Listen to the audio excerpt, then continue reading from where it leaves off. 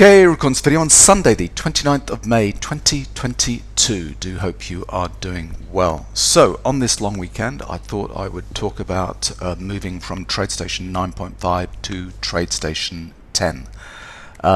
I upgraded my computer about 3 months ago to the new M1 chip MacBook Pro, and at the same time I decided to upgrade my version of TradeStation from 9.5 to 10. And so this is a very short video just talking about the things I like and don't like about the new version of TradeStation 10. I was very slow to upgrade to TradeStation 10. I think a lot of the TradeStation community has been. I think it's only probably about 50-50 usage of TradeStation 9.5 versus TradeStation 10 at the moment. That's kind of anecdotally what I feel from listening to subscribers. TradeStation 10 is a major rewrite of the code, and they tried to do a lot of things at the same time. And so I think in the early days TradeStation 10 was rather buggy. It's been out at least 3 years, I think, and if you go back to some of the TradeStation forums, you'll see some of the problems they had in the early days of TradeStation 10. Plus, if my memory serves, in the early days when you rolled up from 9.5 to 10, you couldn't roll back from TradeStation 10 to 9.5. That, I think, has changed now because you can run 9.5 and 10 simultaneously on your computer. But I think in the early days that wasn't possible, and I think that was one of the reasons that was stopping me kind of moving forward to TradeStation 10. But anyway, I've made the jump now, and I'm pretty happy, and I just want to talk about some of the things I like about the program, the new version, and some of the things that I think are still a problem. Before going forward, 2 caveats, simple ones. One, I only use TradeStation for my charts and indicator development. I don't use TradeStation for brokerage or scanning stocks or ETFs, looking at options, analyzing options, and so on. So my usage is pretty confined to what TradeStation was originally built for, which was kind of charting and indicator development, but it doesn't include all these other kind of legs of the platform that now kind of exist. And the second one is, it's kind of a shame that I made the change of computers and trading platform at the same time, because I don't have a good feel for the improvements in speed and stability that you get with TradeStation 10. Yes, I suppose I could load on 9.5 and kind of compare them side by side, but I'm just reluctant to do that. Just don't want to have 2 versions of the platform, such radically different versions of the platform on my computer, so I've not done that. Anecdotally though, what I would say is TradeStation 10 is extremely stable. It does seem faster, but I can't attribute that to either the TradeStation code, or is it just I have a faster processor and RAM in my new computer.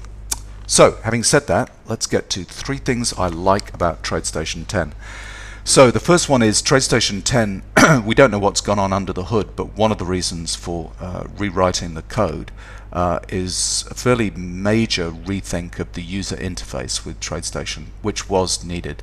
TradeStation over the years has grown all of these other parts of the platforms. It's an incredibly powerful kind of professional platform, but all of that needed to be unified in some way. So the platform now definitely feels more unified, and everything's kind of more logically kind of grouped, but still not quite there. I think TradeStation is quite a challenging platform for beginner traders to use. There's definitely some platforms that are far easier to use.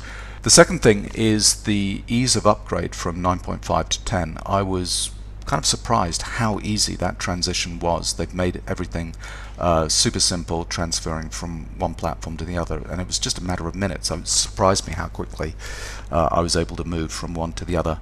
The only thing that's kind of changed, that was, I'm not sure it was a necessary change, was the use of the word analysis techniques. They've changed that, which they used in 9.5 to group all of the indicators and studies and so on, to calling all of the analysis techniques studies in TradeStation.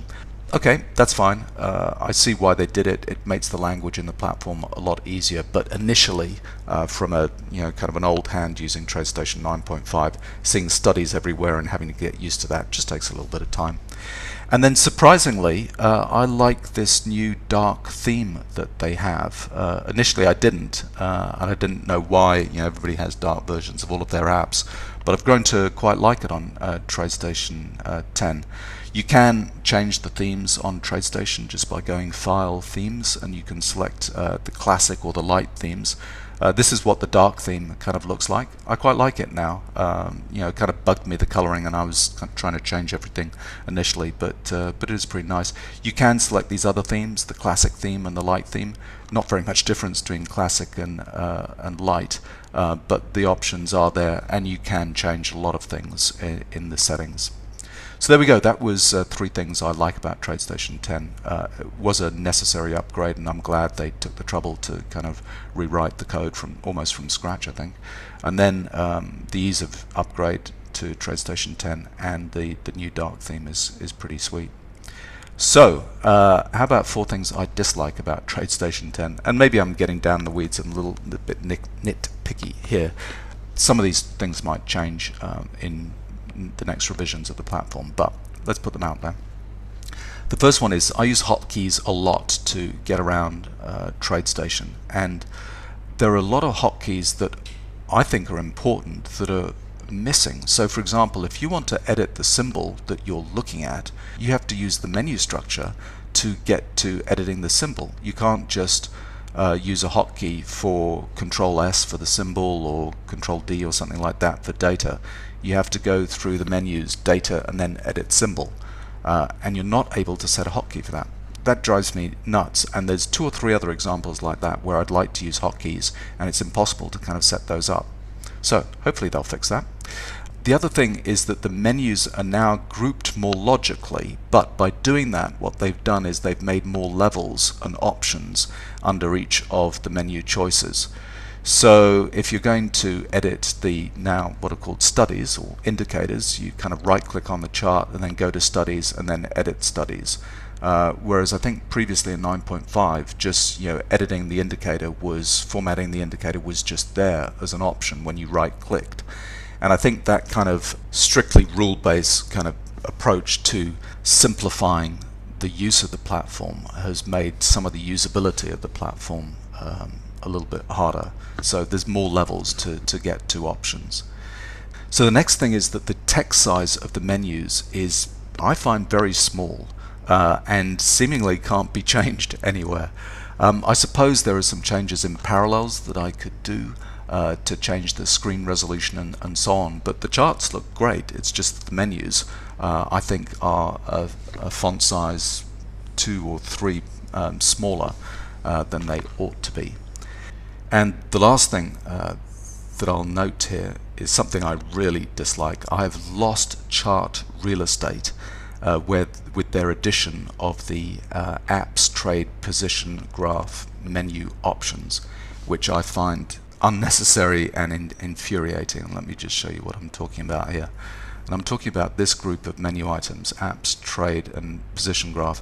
Not only you can't really get rid of those and get the extra chart real estate here, they've added, for some unknown reason, these big bold blue bars above that, so there's even more real estate, and it draws my eyes to those menu items that I do not use at all.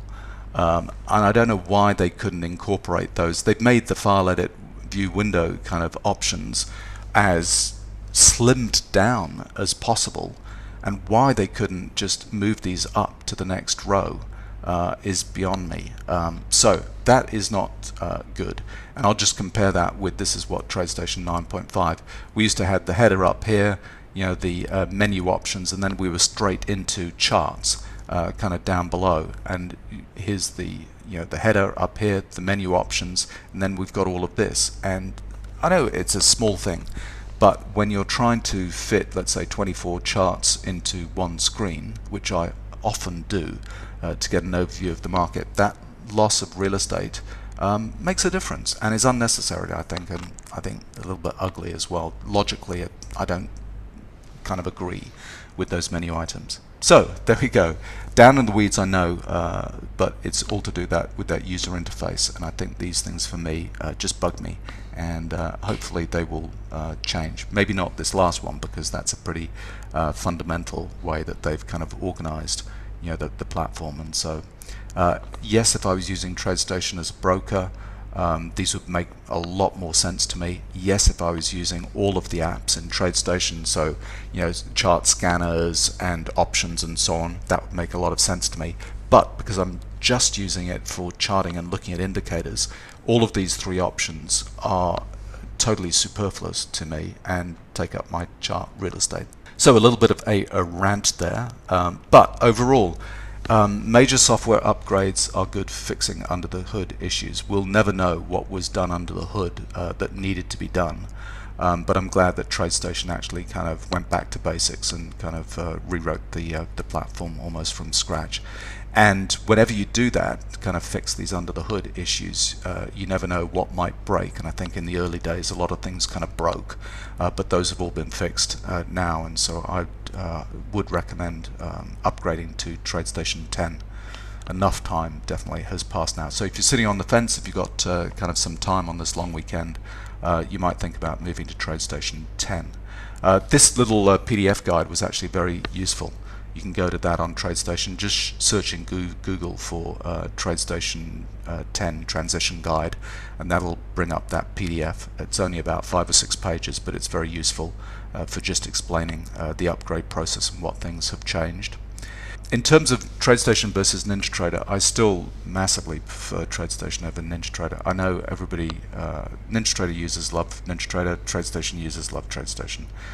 So I'm not going to get people to switch from one platform to the other. But I'm glad that TradeStation are still heavily invested in the platform. And then in the wings we have TradingView, which is just going from strength to strength. The number of monthly users there is in the millions, and I think dwarfing TradeStation and NinjaTrader. So the only thing that's stopping me kind of getting more actively involved in TradingView is that they don't have tick charts. Although they promised tick charts for some years now, that has not kind of happened.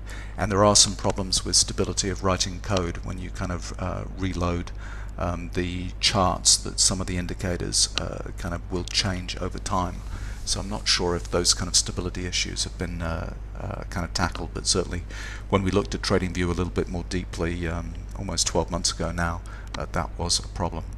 But anyway, so if you've got some time this long weekend and you're interested in upgrading from TradeStation 9.5 to 10, maybe this is the weekend to do it. I'm glad I finally moved to TradeStation 10. I think the right thing to do was to delay and just wait until it was super stable and ready to go, but now I'm pretty happy that I have moved. Anyway, so there we go. Might do another video later on about the markets, the E-mini. We had some monster moves at the end of last week, and just show you what I'm seeing on my charts.